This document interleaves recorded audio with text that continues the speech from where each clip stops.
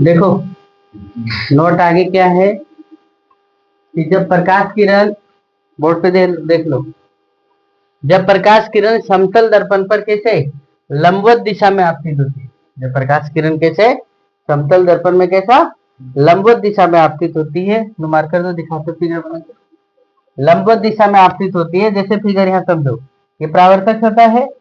ये कैसी सतह बताए? परावर्तक सतह। ऐसे ही सूरज की किरण आया है ना, ऐसे ही क्या किया, लंबवत पड़ा, तो क्या हो गया, डायरेक्ट निकल भी गया।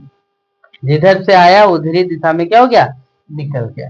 तो वही है कि जब प्रकाश किरण समतल दर्पण पर लंबवत दिशा में आपतित होगी तो आपतन कोण तथा परावर्तन कोण का मान क्या हो जाएगा, शून्य हो जाएगा। यहाँ आपतन कोण और परावर्तन कोण बनेगा क्या, इस जगह पे बनेगा क्या? क्यों क्यों नहीं बनेगा? क्योंकि जिधर से प्रकाश की किरण आ रही है उधर से क्या कर रही है, निकल जा रही है। यानी अभिलंब से ही होकर के क्या प्रकाश की किरण आ रही है, तो विलंब की ओर से क्या होता है, निकल जा रहा है। क्यों?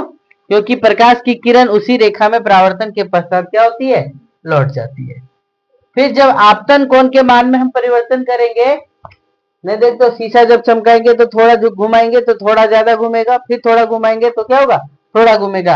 यानी जितना परावर्तन कोण आपतन कोण का मान में परिवर्तन करेंगे तो परावर्तन कोण के मान में भी क्या होगा, परिवर्तन होगा। इसके बाद आया दर्पण। कौन सा टॉपिक है, दर्पण। यानी जिसको क्या बोला गया, मिरर।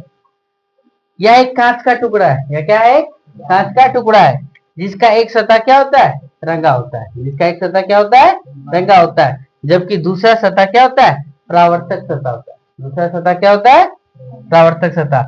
दर्पण को रंग करने के लिए सिल्वर नाइट्रेट का प्रयोग किया जाता है या सिल्वर ब्रोमाइड का प्रयोग किया जाता है।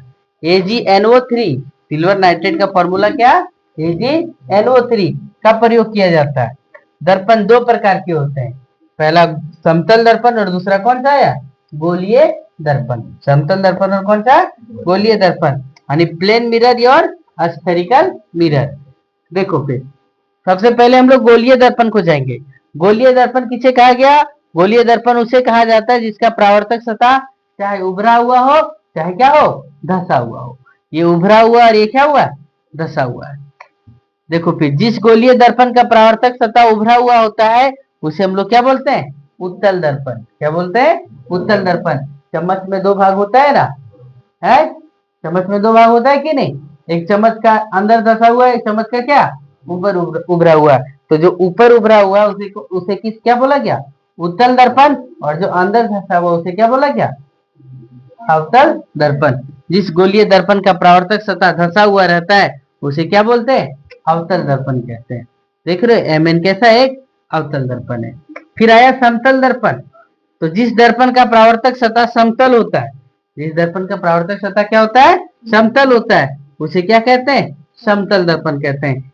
MN कैसा एक समतल दर्पण है। आज यहीं तक, फिर आगे कर, है ना।